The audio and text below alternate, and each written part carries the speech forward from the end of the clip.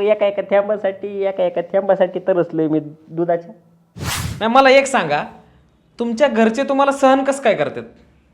घराच्या बाहेर ठेवतात मला. आणि लहानपणी? लहानपणची आठवण नका काढू. एवढं ट्रॉमॅटाईज होतं तुमचं लहानपण? लहानपणी तर लई येडा होतं. त्यामुळं माझी आई मला जवळ घेऊन कधी दूध पाजतच नव्हती. मी बिचारा आबला बालक रांगत जायचं गोठ्यामध्ये आणि बसलेल्या म्हशीचं दूध प्यायचं. म्हणजे लहानपणी तुम्हाला आईचं दूध नाही मिळालं? हो, लहानपणी मी येड्यावणी करायचो आणि म्हशीचं दूध पिल्यावर मी रेड्यावणी करायचं. माझ्या चाळ्यांवरनं कळत नाही का तुम्हाला? हा, म्हणजे तुम्ही आमच्यासारखे सामान्य तर नाहीच वाटत. अहो लई स्पेशल. आणि स्ट्रगल पण तेवढंच आलं ना माझ्या वाट्याला. अहो एका एका दुधाच्या थेंबासाठी संघर्ष केला आहे. अहो म्हैस जेव्हा बसायची तेव्हाच मला दूध प्यायला भेटायचं. आणि जेव्हा ती चराय जायची तेव्हा गावभर तिच्या मागं हिंडायचो.